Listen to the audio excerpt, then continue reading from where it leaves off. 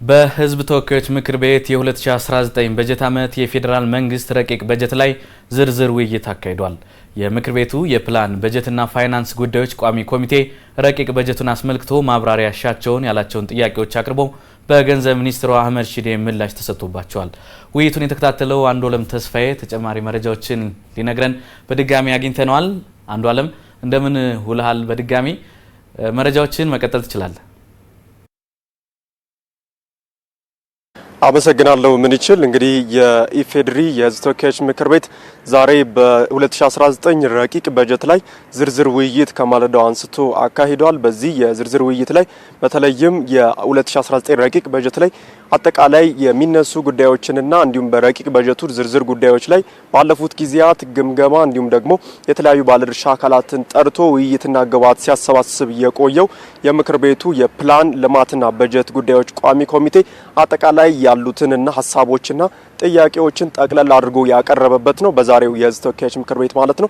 እንግዲህ በምክር ቤቱ በቀረቡ ጥያቄዎች በተለይ በቋሚ ኮሚቴው የቀረቡ ጥያቄዎች በአብዛኛው በጀቱ የአጠቃላይ አገሪቱ ላይ ያለውን ህዝቡ ከሚጠብቀው የኑሮ ውድነት ከማቃለል አንፃር ምን መፍትሄ ይዞ ይመጣል፣ እንዲሁም ደግሞ ከታክስ የሚሰበሰበው ገንዘብ የኑሮ ውድነቱና አጠቃላይ የሰውን የመክፈል አቅም እንደ ጫና እንዳያደርስ ምን አይነት ጥንቃቄዎች ይደረጋሉ፣ ለክልሎች የተደረገው ድጎማ በቀደመው ቀመር መሆኑ እንዲሁም ደግሞ አጠቃላይ ከሚሰሩና ከአደሩ ከተጀመረው ከተጓተቱ ፕሮጀክቶች አንፃር የተመደበው በጀት በቂ ነው ወይ፣ እንዲሁም ደግሞ የበጀት ጉድለቱን ለመሙላት በሀገር ውስጥና በውጪ የገንዘብ ምንጮች የተደረገው አጠቃላይ ገንዘብ የማፈላለግ ሁኔታስ ምን ያህል ለበጀቱ ጠቃሚና ጥንቃቄ የተሞላበት ውሳኔ የተወሰነበት ነው የሚለውን ያካተቱና ሌሎች በርከት ያሉ ጥያቄዎች ተነስተዋል።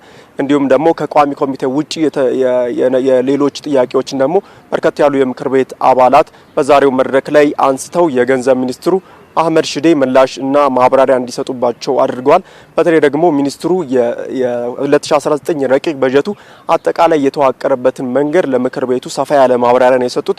በተለይ በጀቱ የቀደሙ የኢኮኖሚ መዛባቶችን ለማቅረፍ እየተደረጉ ያሉ ጅምር ስራዎችን ለማጠናከር በሚረዳ መልኩ መዋቀሩን እንዲሁም ደግሞ የማህበራዊና ሌሎች የድጎማ ጉዳዮችን ያቀፈ እንዲሁም አጠቃላይ አሁን ያለውን የኑሮ ውድነት ለመቅረፍ የሚያስችሉ ስራዎች ላይ አዎንታዊ የሆነ ሚናውን ለመጫወት በሚያስችል መልኩ የተዘጋጀና ይህንንም ታሳቢ አድርጎ መዋቀሩን ነው ያነሱት። አጠቃላይ ከ2.34 ትሪሊዮን በላይ ነው የ2019 ረቂቅ በጀት የተዘጋጀውና ይህም ካለፉት ዓመታት ከፍ ብሎ ሲዘጋጅ አጠቃላይ እነዚህን ሁኔታዎች ታሳቢ በማድረግ የተዋቀረ መሆኑን አንስተዋል። ከታክስ ጋር በተያያዘ በተለይ ኢትዮጵያ ባለፉት ጊዜያት የታክስ አሰባሰቧን እያሳደገችና እያዘመነች እንደምትገኝ ሚኒስትሩ በማብራሪያቸው አንስተዋል። ይህንንም በ2019ም ከዚህ የታክስ ገቢ የምታገኘውና ማግኘት የሚገባትን በቂ የሆነ የታክስ ገቢ ለማግኘት ዘመናዊና ቀልጣፋ የሆኑ አሰራሮችም እንዲሁም ደግሞ ፍትሃዊ በሆነ መንገድ ታክስ እንደሚሰበሰብ አንስተዋል። አሁን ድረስ ኢኮኖሚው ካለው የታክስ የማመንጨት አቅም አንጻር ዝቅተኛ የታክስ አሰባሰብ እንዳለ ጠቁመው ነገር ግን የሚሰበሰበው ታክስ የሰው ገቢ ላይ ያገናዘበና ጫና በማይፈጥርበት መንገድ እየተሰበሰበ እንደሚቀጥል ነው የጠቆሙት። ከክልሎች ድጎማ ጋር በተያያዘም ባነሱት ሀሳብ በተለይ የክልሎች ድጎማ በኢፌድሪ የፌዴሬሽን ምክር ቤት ቀመር መሰረት የሚዘጋጅ እንደመሆኑ መጠን እስካሁን እየተሰራበት ባለው ቀመር መሰረት መዘጋጀቱን አንስተው የተነሱ ጥያቄዎች ግን አግባብነት ያላቸው እንደሆኑ ጠቁመዋል። ከዚህ አንጻር ግን ኃላፊነቱ የፌዴሬሽን ምክር ቤት ነው ቀመሩን የመከለስና ቀመሩ ሲከለስ አብሮ የገንዘብ ሚኒስትርም እንደዚህ አይነት የበጀት ድልድሎችን እንደሚያስተካክል አንስተዋል። በተለይ ደግሞ የዚህ የክልሎች ድጎማ ላይ የተነሳው ጥያቄ የደሞዝ ጭማሪ ጋር በተያያዘ ክልሎች ደሞዝ የመክፈልና አጠቃላይ ከበጀታቸው ጋር የመጣባቸውን ጫና ለማቃለል በሚረዳ መልኩ እንዴት ታስቧል የሚል ነበርና ገንዘብ ሚኒስቴር የደሞዝ ጭማሪ ሲደረግ የነበሩ አጠቃላይ ክፍተቶችን ለመሙላት ከ2-3 ጊዜ በላይ ከክልሎች ጋር ተነጋግሮ አጠቃላይ የበጀት ድልድሉን ማስተካከሉንና የደሞዝ ጭማሪውን ታሳቢ ያደረገ ስምምነት መደረሱንም በዚሁ መድረክ ላይ አቶ አህመድ ሺዴ አንስተዋል ማለት ነው። የውጭ ብድርን በተመለከተ ለዚህ የበጀት ማሟያ የሚሆነው የውጭ ብድርና ድጋፍ በጥንቃቄና ከዚህ ቀደም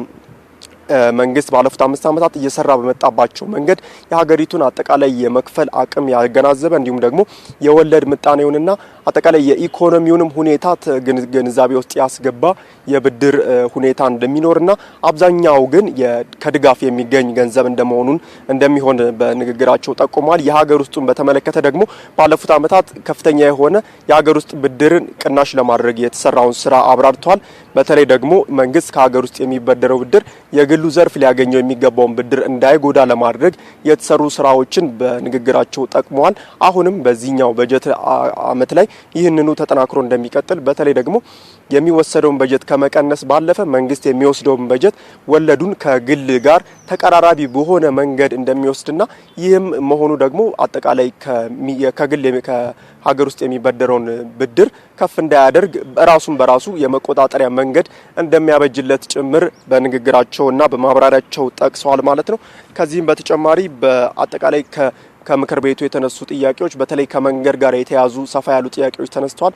የተጀመሩ በርከታ ያሉ ዓመታት የተጓተቱ መንገዶችን ለማጠናቀቅ ምን ይሰራል? በተለይ በዚህ በጀት ውስጥ ደግሞ የታቀፈው በአጠቃላይ አዳዲስ ፕሮጀክቶችን ከመጀመር ይልቅ የተጀመሩትን መፈጸም የሚለው ባለፉት 5 ዓመታትም የተሰራበት እንደመሆኑ መጠን እንደዚህ አይነቱ አሰራር እንዴትስ ውጤታማ ነው የሆነ ያለው? ከዚህ ባሻገር ደግሞ አዳዲስ ልማት ይፈጠርናል ብለው የሚጠብቁ ክልሎችና ወረዳዎችን ከልማት አያሳጣም ወይ? ፍትሐዊነት ችግር አያመጣም ወይ? የሚል ጥያቄዎች ተነስተዋል።